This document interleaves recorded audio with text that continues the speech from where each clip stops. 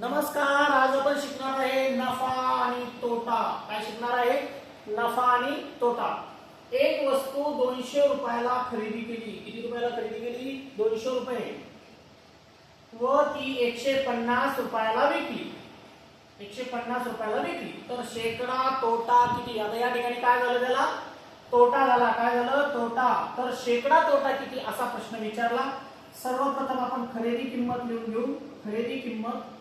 खरेदी किंमत आहे 200 रुपये आणि विक्री किंमत आहे 150 रुपयाला. 4 आण्याची कोंबडी आणि 12 आण्याचा मसाला.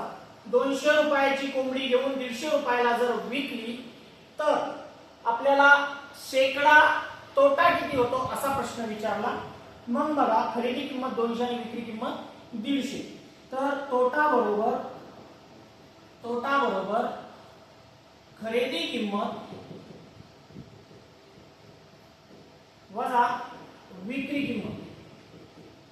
मग खरेदी किंमत किती आहे? 200 रुपये आणि विक्री कितीला? 150 रुपयाला. टोटल तोटा झाला असेल त्या व्यक्तीला 50 रुपये. किती तोटा झाला? तोटा 50 रुपये झाला. आता जर 50 रुपये तोटा होत असेल तर शेकडा तोटा काढायचा. काय काढायचं? शेकडा तोटा बरोबर झालेला तोटा भागीला खरेदी किंमत, जी की 200 रुपयाला आपण वस्तू घेतली, कोंबडी घेतली ती सपोज, आणि गुणीला 100 करायचं. 100 एक 100, 100 दुने 200 आणि 50 ला जर आपण 2 न भागलं तर उत्तर येईल आपलं 25 आणि हे असेल 25%. म्हणजे शेकडा तोटा बरोबर या ठिकाणी येईल 25. ठीक आहे. धन्यवाद.